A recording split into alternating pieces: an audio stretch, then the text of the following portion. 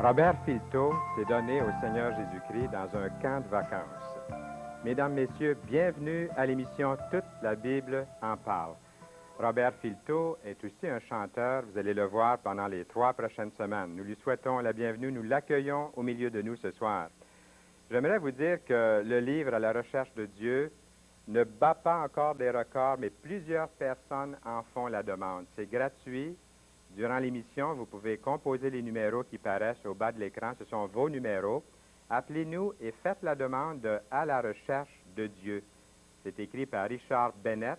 Lui et son épouse ont écrit ce livre et puis il est distribué dans... C'est traduit en 12 différentes langues. Et lorsqu'un livre a 500 000 copies en circulation, ça veut dire qu'il est aimé. Et ceux qui l'ont lu l'ont beaucoup aimé. Et j'espère que vous allez appeler tout de suite pour avoir votre copie. N'oubliez pas qu'il y a aussi bonne nouvelle aujourd'hui, un cadeau de la Société biblique canadienne. Vous pouvez nous téléphoner immédiatement et demander ce livre-là, le Nouveau Testament, 39 livres dans le Nouveau Testament. Et nous sommes privilégiés aussi, à cette émission aujourd'hui, de vous parler de Diane Lauzon, qui représente la Ligue pour la lecture de la Bible. Et qu'est-ce que vous avez, soyez la bienvenue, et qu'est-ce que vous voulez nous proposer comme lecture cette fois-ci? Merci beaucoup de m'accueillir encore une fois. Je vous ai apporté ce titre-là, Fils de Marie, Fils de Dieu. C'est aux éditions Europresse et l'auteur est Stuart Olyott. C'est basé sur l'enseignement biblique dans lequel Jésus est à la fois Dieu et homme. Fils de Marie, homme, fils de Dieu.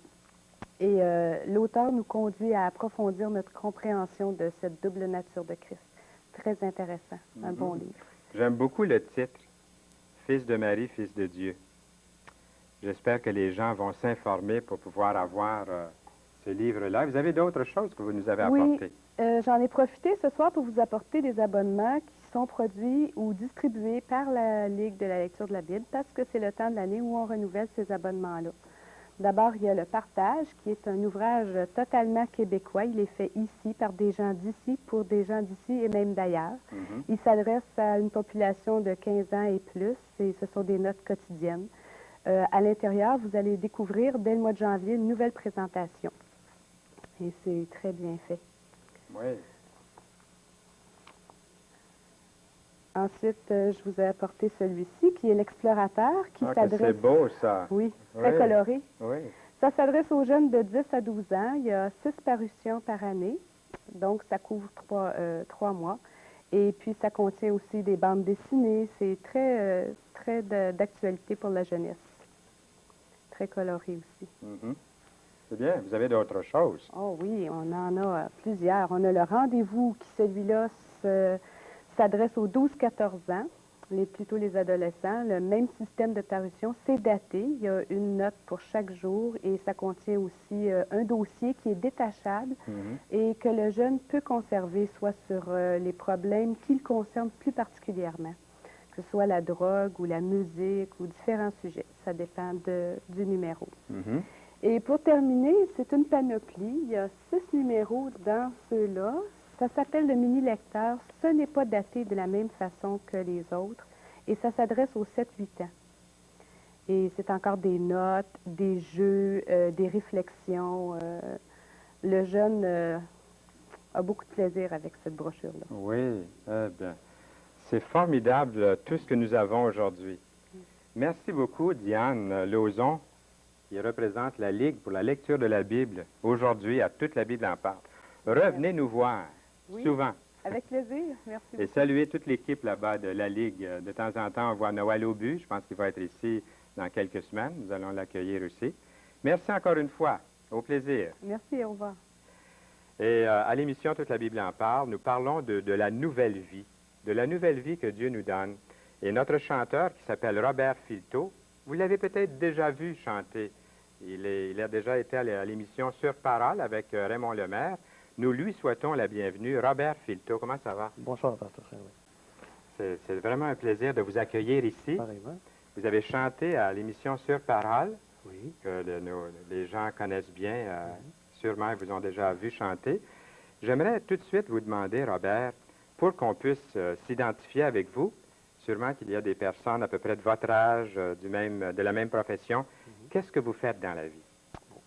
Moi, je suis administrateur de projet pour une compagnie aéronautique de la Rive-Sud, Pratt & Whitney Canada. Ça fait maintenant 18 ans que je suis employé par cette compagnie. Mes fonctions sont principalement de gérer les projets spéciaux que la compagnie a en main. C'est de coordonner les activités de différents corps de métier afin que l'objectif commun de ce projet puisse se réaliser. Et lorsque le projet est en marche, c'est d'administrer les activités qu'il faut qu'il se fassent pour assurer la bonne marche du projet. C'est une grande compagnie, ça. Avant l'émission, vous me disiez plusieurs milliers de... Au-dessus de 10 000 employés. C'est quelque chose, hein? J'aurais jamais pensé que c'était aussi grand. Alors, on vous remercie beaucoup, Robert, d'avoir accepté. Vous nous disiez qu'avant l'émission, que vous vous demandiez comment se fait-il que vous êtes déjà rendu parmi nous. Eh bien, il y a quelqu'un ici qui est complice avec nous, un des caméramans, qui s'appelle Martin Fortier. Et puis, vous êtes dans ses bonnes grâces, puisqu'il nous a donné une très bonne référence. Vous voilà parmi nous, ça nous fait plaisir, moi personnellement aussi. On va tout de suite demander, puisqu'on parle de la nouvelle vie, puis ceux qui, vous êtes là, vous voulez savoir qu'est-ce qui se passe à l'émission Toute la Bible en parle, amenez quelqu'un dans la pièce ou téléphonez à quelqu'un, puis dites-leur, il y a un homme là, de profession, un homme d'affaires qui est là, qui va nous parler de cette nouvelle vie. Et si vous voulez savoir de quoi ça rime, bien, on en parle maintenant. À quel âge ou à quel moment que vous avez fait dans votre vie une expérience là, spirituelle qui était différente de toutes les autres depuis votre naissance là, jusqu'à l'âge que vous avez maintenant? Bon, moi j'avais 14 ans. Ça s'est passé le 26 juillet 1968. Alors vous avez même la date. Oui. Et, dernièrement, nous avions quelqu'un ici à l'émission, c'était tout le contraire. La personne ne se souvenait pas de date, puisqu'il n'y avait pas de date précise. Une personne qui a été élevée dans une famille chrétienne. Et puis, ça a été une très bonne entrevue. Et puis, mais là, vous vous souvenez peut-être de l'heure, du jour, de la date et tout ça. Bien sûr, du jour et de la date. J'ai encore l'image dans ma tête. Oui. Bon, on va reculer un petit peu. De l'âge 0 à 14 ans, comment c'était pour vous, la vie chez vous, puis tout ça? Qu'est-ce que c'était votre vie? Bon, comme l'invité précédent que vous avez eu, là, moi aussi j'ai été élevé dans un foyer chrétien. Ma mère était élevée dans un foyer chrétien. Mon grand-père avait accepté le Seigneur au milieu des années 30 dans un pacte de Montréal. Ici même, dans la province? Oui. Dans les années 30? Dans les années 30. Aïe, aïe, aïe, ça devait être l'époque difficile, ça. Oui, très difficile. Il y avait des persécutions dans ces années-là. Pour ceux qui portaient le nom de chrétien, là, c'était pas trop toléré. Donc, je me souviens des histoires qu'ils me contaient, là. C'était très, très difficile. Notre famille est venue au Seigneur dans les années 47, dans les années 40. Et puis, je vous garantis que c'était pas trop facile non plus à cette époque-là. Donc, quelques années avant, ça devait être aussi difficile. Qu'est-ce qui s'est passé finalement? Comment ça se vivait chez vous? Il y avait quand même ce climat chrétien, là. C'est un encadrement familial chrétien où j'ai été élevé à aller à l'église le dimanche, fréquenter l'école du dimanche. Mais lorsqu'on est dans un contexte familial chrétien, ça devient comme la roue qui tourne. Et puis les choses se passent. On s'imagine, quand on est jeune, que tous les enfants sont chrétiens et vivent tous dans le même contexte familial que nous.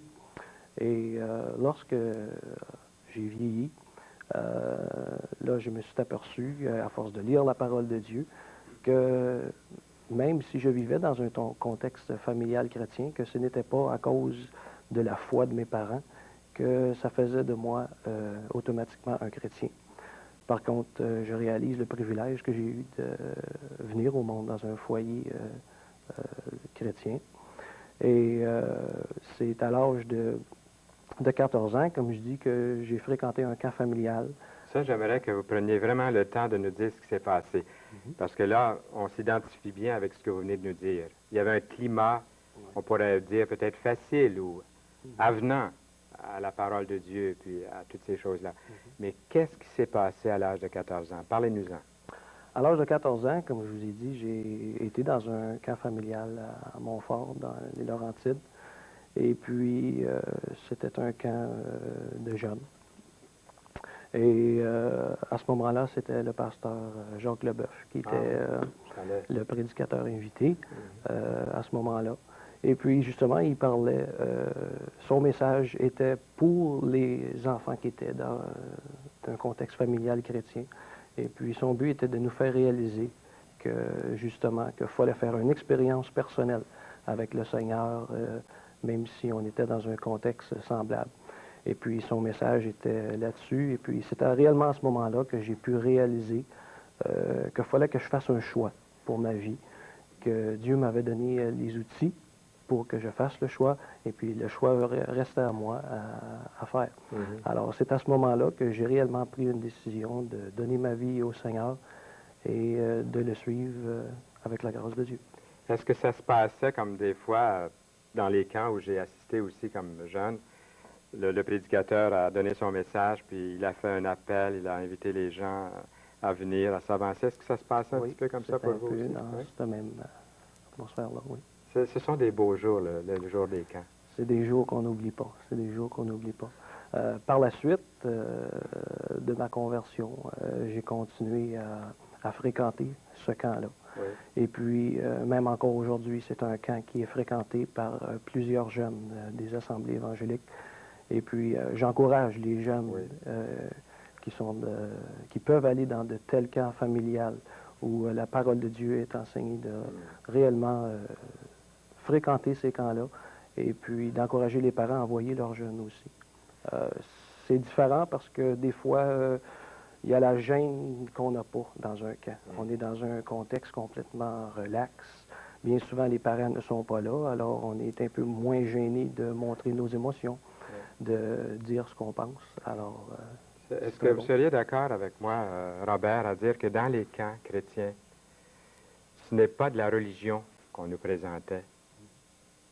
Peut-être, c'est ce que vous demandez peut-être en ce moment, que dans ce camp-là où assistait Robert, que c'était de la religion, puis souvent on associe la religion avec la monotonie, ou on associe la religion avec la platitude, ou des choses comme ça, ou une sorte de piété, comme un de mes amis dirait, la spirificantosité, ou quelque chose comme ça. Il invente un mot pour dire ce qu'on comprend bien, là. Mais c'était pas de la religion qu'on vous présentait au camp. pas du tout. C'est une personne, un sauveur. Amen. Je dis amen à ça. La personne de Jésus-Christ, Oui. car c'est le seul qui peut nous sauver. C'est la raison pourquoi il est mort sur la croix. C'est pour nous pardonner de nos péchés, afin qu'un jour, nous puissions vivre avec lui pour l'éternité.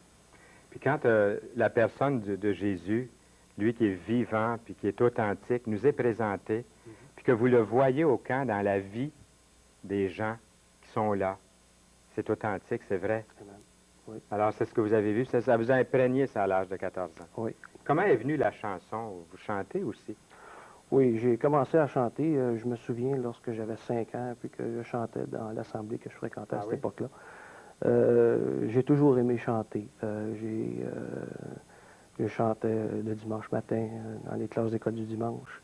Et puis, lorsque j'avais l'âge de 10 ans, je crois, mes parents ont commencé à me faire apprendre le piano. Mais la musique instrumentale ne m'intéressait pas, contrairement à ma sœur. Elle, c'était plutôt l'instrumental. Moi, c'était le chant qui m'intéressait. Et par la suite, j'ai pris des cours de chant. Et puis, c'est de même que j'ai commencé à chanter. Qu'est-ce qui se passe, Robert, quand on vient au Seigneur? J'en sais un petit peu quelque chose, parce que votre témoignage ressemble, sauf que moi, je ne chante pas. Je fais des cris joyeux devant l'Éternel. C'est à peu près la limite. Mais vous chantez en plus, donc c'est un ministère.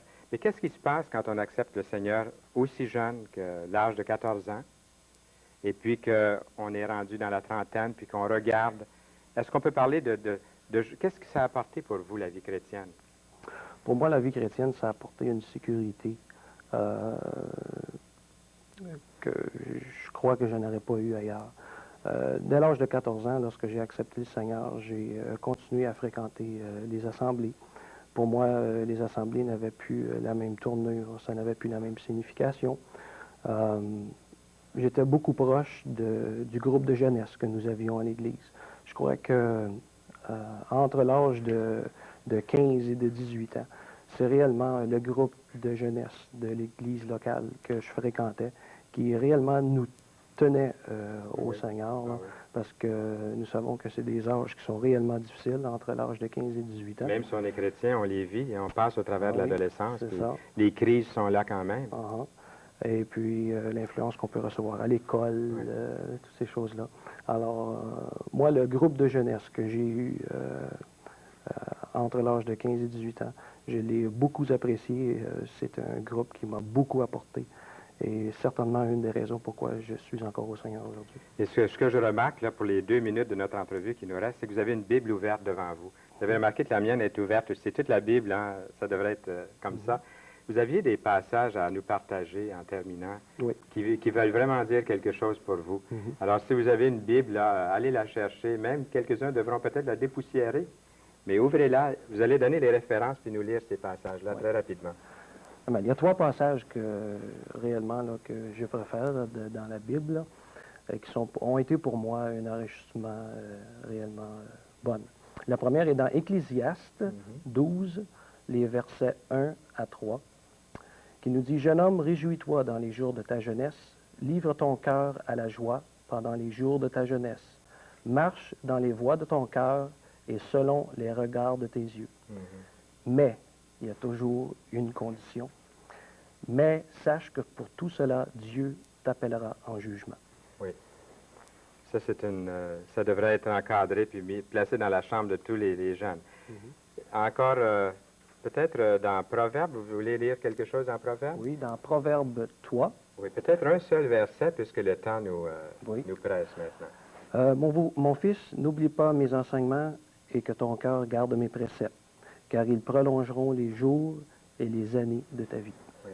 On aurait peut-être le temps pour la 3e référence, peut-être un verset de la 3e référence. C'est dans Psaume 37, les versets 4 et 5. Fais de l'Éternel tes délices, et il te donnera ce que ton cœur désire. Recommande ton sort à l'Éternel, mets en lui ta confiance, et il agira. Je trouve que ça termine tellement bien notre entretien, Robert. Puis, vous êtes dans votre élément lorsque vous chantez aussi. Oui. Vous allez nous apporter un message dans quelques instants. Si vous voulez enlever votre petit micro, le laisser ici sur la table, et vous avez 2 bonnes minutes là, pour aller vous placer. Nous avons hâte de vous entendre, Robert. Merci beaucoup. Merci.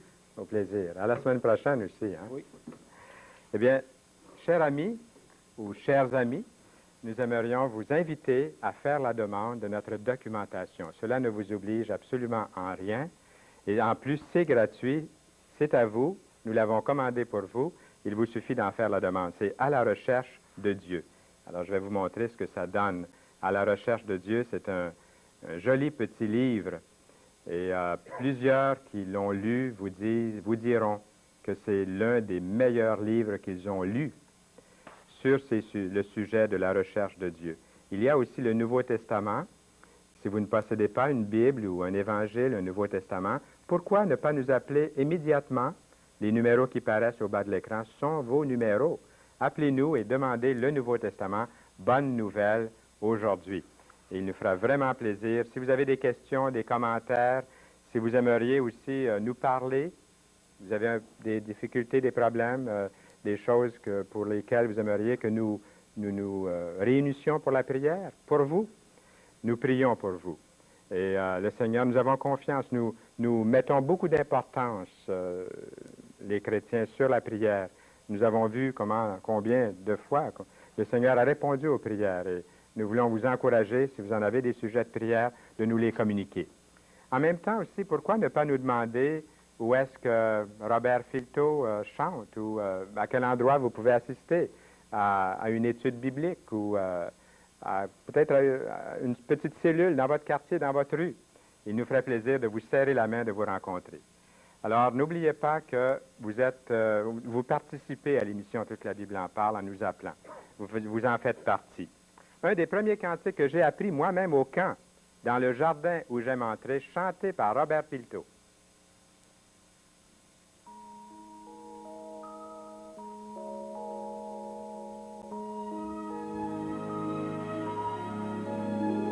Dans le jardin où j'aime entrer,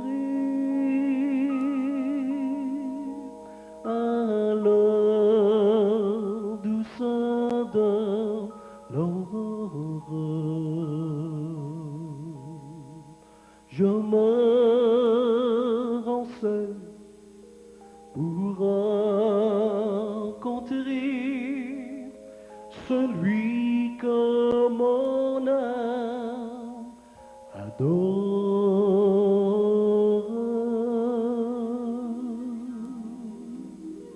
Il parle et dans mon cœur sa voix fait naître une joie infinie.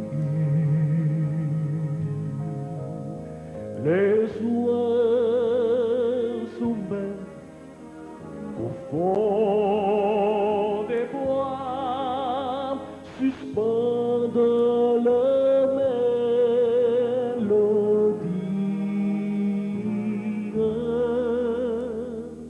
Il marche avec moi, mon sauveur, mon roi. Il me dit que je suis à lui. Il est tout mon bien, il est mon soutien, mon salut, mon divin appui. Je suis faible, mais tu es fort. Que Satan a volé fort.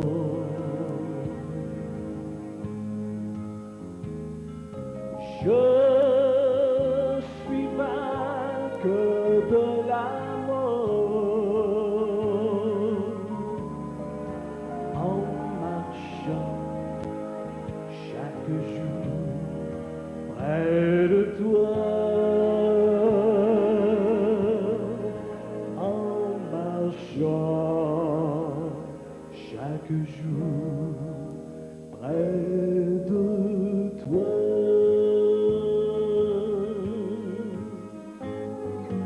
Quel ami fidèle et tendre, nous avons en Jésus-Christ.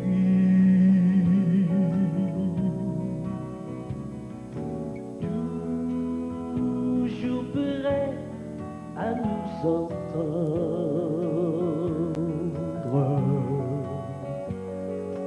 à répondre à notre cri.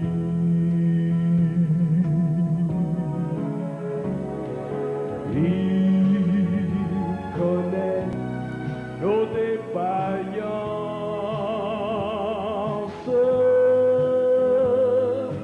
nos chutes de chaque jour.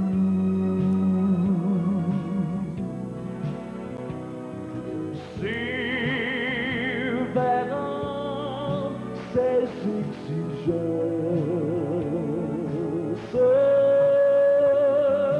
il est riche en son amour.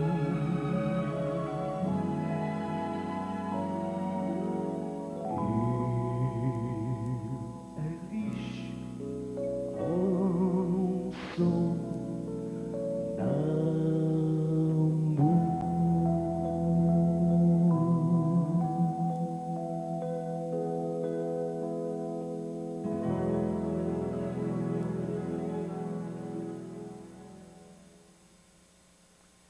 C'était Robert Filteau.